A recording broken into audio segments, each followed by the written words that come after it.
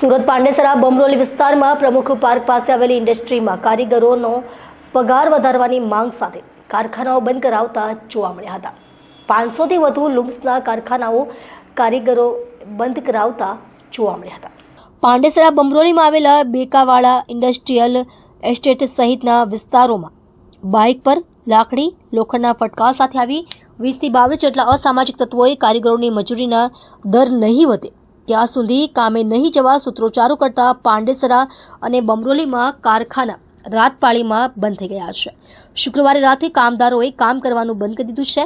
અંજની ઇન્ડસ્ટ્રીયલની જેમ આ વિસ્તારમાં પણ કામદારોએ એકાએક કામ પર ચડવાનું બંધ કરી દીધું છે। દિવાળી પછી કામદારોની તંગીનો ગેરફાયદો ઉઠાવાઈ રહ્યો છે એવું પાંડેસરા ઇન્ડસ્ટ્રીયલ સોસાયટીના સેક્રેટરી વિમલ બેકાવાળાએ જણાવ્યું હતું।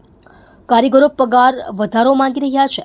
પાંડેસરા સોસાયટીએ રાતપાળીમાં નાઇટ પેટ્રોલિંગ કરવા અને પાવર લૂમ્સ કારખાનેદારોને રક્ષણ આપવા માંગ કરી છે અને પોલીસને આવેદનપત્ર સુપરત કર્યું છે। કેટલાક કામદાર નેતાઓ કારીગરોને ધમકાવી રહ્યા છે। મારું નામ વિજય દિનેશભાઈ પટેલ।